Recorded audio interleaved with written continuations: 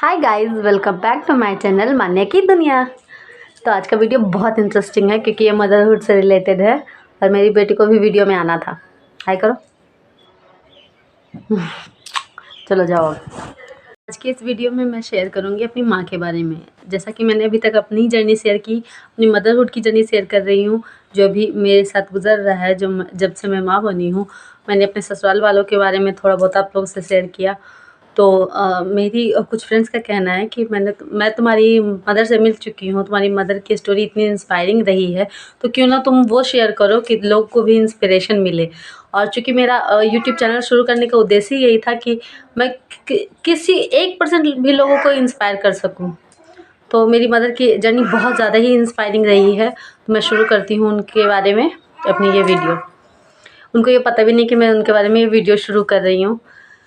तो ये कहानी शुरू होती है। कहानी मैं इसलिए कह रही हूँ क्योंकि ये बीत चुका है। ये मेरी मदर के लिए जर्नी रहा, बहुत ही मुश्किल वाली जर्नी रही, लेकिन आप लोग के लिए एक छोटी सी कहानी ही होगी जो आप सुनोगे पर आप इमेजिन नहीं कर पाओगे।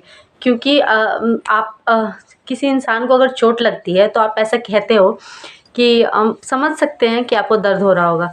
आप बोलने को समझ सकते हो, पर जो वो महसूस कर रहा है वो आप महसूस कभी नहीं कर पाओगे। तो ये जर्नी मेरी मदर की शुरू होती है 35-36 साल पहले, जब उसकी शादी हुई। शादी के पहले की जर्नी लोगों की ऑब्वियस सी होती है। बचपन होता है, बच्चे होते हैं, खेलते हैं, बड़े होते हैं।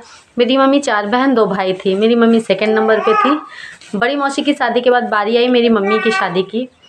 तो पहले इतना ज़्यादा डेवलप्ड सोसाइटी नहीं था, इतना सब कुछ डेवलपमेंट नहीं था, इतना अच्छा ट्रांसपोर्ट सिस्टम नहीं था। तो मेरी क्या बेटा, थैंक यू, जाओ बाबू को दे दो।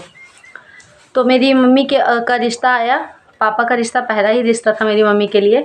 मेरी मम्मी का रिश्ता आया तो मेरी नानी ने आस पड़ोस से पता लगवाया। पहले इतना तो था नहीं ट्रांसपोर्ट की जाओ बार बार देख के आओ, पता करो क्या करता है लड़का। तो बस पता किया और शादी होनी थी, सो हो गई मेरी मम्मी की शादी। मेरे पापा इतने पढ़े लिखे नहीं थे जितनी मेरी मम्मी थी। ऐसा नहीं है कि अनपढ़ थे, इतने पढ़े लिखे नहीं थे जितनी मेरी मम्मी थी। क्या बेटा, दे दो उसे। तो मेरी मेरी मम्मी बचपन से ही बहुत टैलेंटेड रही है। मेरी मम्मी को स्टिचिंग आता है, सिलाई बुनाई कढ़ाई, एनसीसी कैंडिडेट रह चुकी है। तो मेरी मम्मी को फायरिंग भी बहुत अच्छा आता है। अभी भी हम लोग जब मेले में जाते हैं तो मम्मी कहते हैं मम्मी फायर करो ना। मेरी मम्मी का निशाना एक्यूरेट है। अगर मेरी मम्मी ज़्यादा पढ़ी होती तो शायद आज किसी पुलिस स्टेशन में भर्ती होती है, या कोई दरोगा होती, या सिपाही होती, कुछ भी होती। तो बात शुरू होती है वहाँ से, जब मेरी मम्मी की शादी हो गई। मेरे पापा उतने पढ़े लिखे नहीं थे, मेरी मम्मी बहुत टैलेंटेड थी। जब आप 2 कपल होते हो, एक बहुत ज़्यादा टैलेंटेड होता है, एक में कुछ भी टैलेंटेड नहीं होता, एक नॉर्मल ह्यूमन बीइंग है जो सिर्फ खाता पीता सोता है और जो ड्रिंक भी करता है। तो उसके लिए ये पचाना बहुत मुश्किल होता है मेल डोमिनेटिंग सोसाइटी में कि मेरी बीवी इतनी पढ़ी लिखी है और मैं कुछ भी नहीं हूँ। तो ये हीन भावना होता है। शुरू जर्नी वहीं से होती है कि आप लोग एक दूसरे के साथ एडजस्ट नहीं कर पाते हो।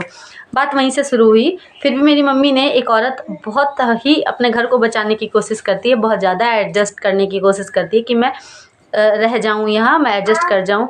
अपने सपनों को मार के मेरी मम्मी ने एडजस्ट किया। मेरी 2 बहनें हुई, उस बीच मेरी मम्मी को 2 बेटियाँ हुई।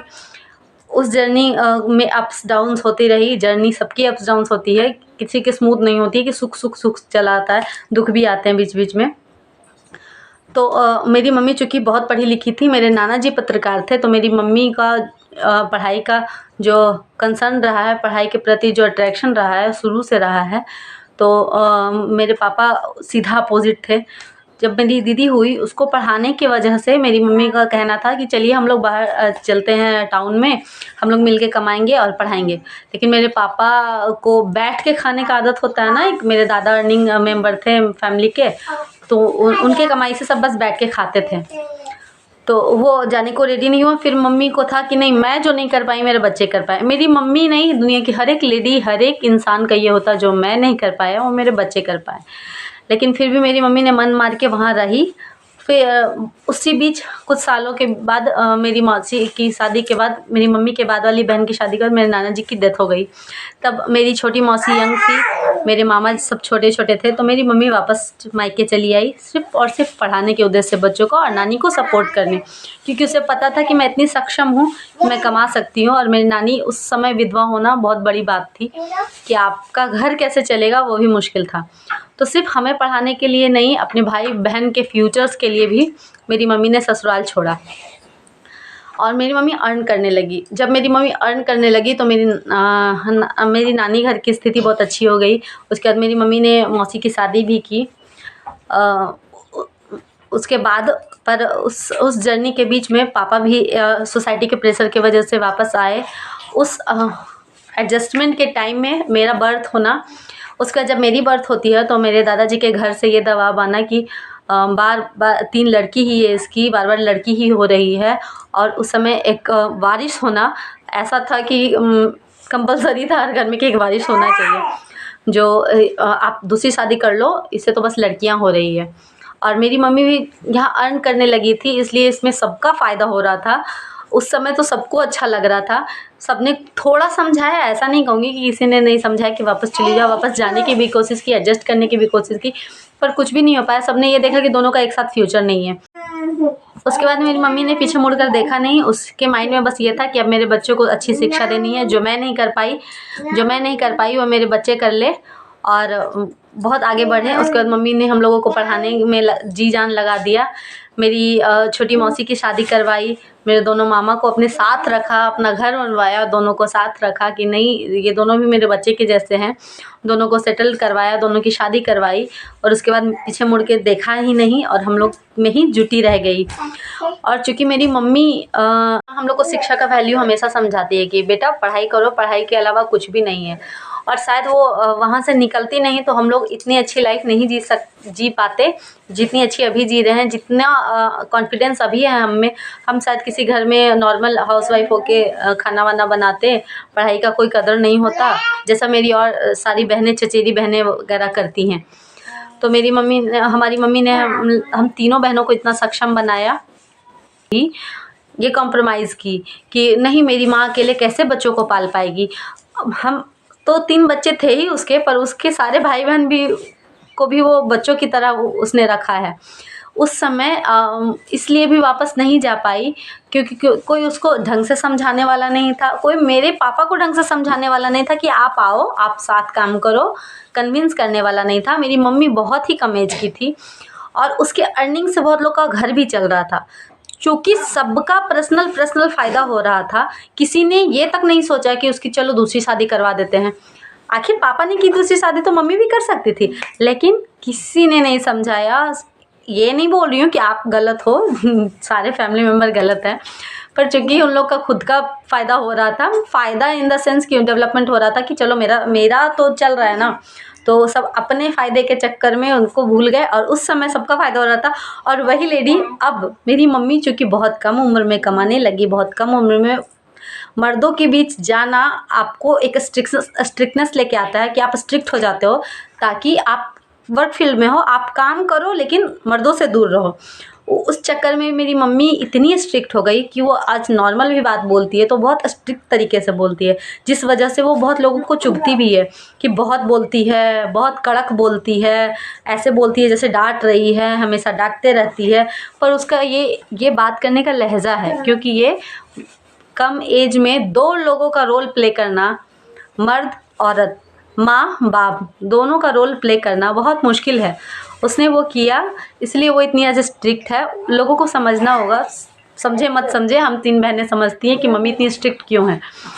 तो चूँकि अब उन्हीं लोगों की आंखों में मेरी मम्मी बहुत खटकती है जिसको मेरी मम्मी की वजह से उस समय फ़ायदे हो रहे थे, जो अभी उसके ही सहारे आगे सीढ़ी चढ़ चुके हैं, पर अभी उसको याद नहीं है कि उसने मुझे इतना कुछ किया था। चलो वो कोई नहीं, वो लाइफ का पार्ट है, हर किसी के साथ होता है कि एक दूसरे का सपोर्ट लेके आगे बढ़ जाते हैं और पीछे वाले को भूल जाते हैं।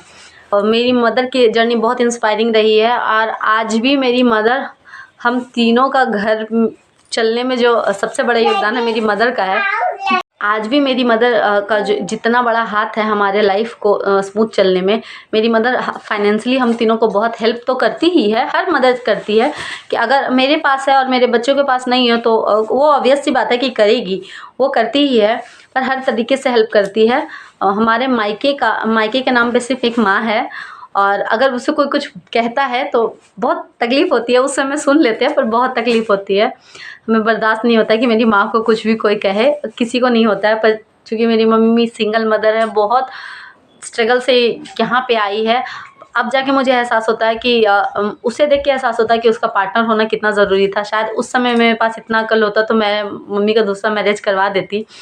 अभी भी शायद मेरे पास अच्छा ऑप्शन है तो मैं सोच सकती हूँ, क्योंकि मुझे ऐसा लगता है कि सोसाइटी तो ऐसे भी बोलती है, ऐसे भी वो काम करती है तो बहुत लोगों को उसके काम करने से तकलीफ़ होता है।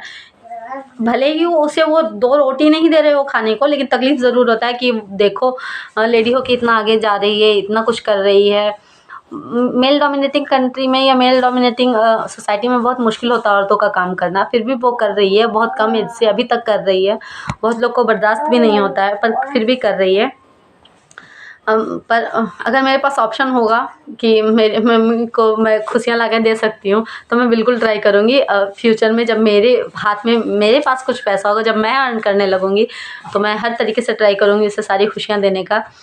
तो ये थी मेरी मदर की छोटी सी जर्नी। अगर आप लोग को इस जर्नी से थोड़ी सी भी इंस्पिरेशन मिली हो, please like share and subscribe my channel. Thank you so much for watching.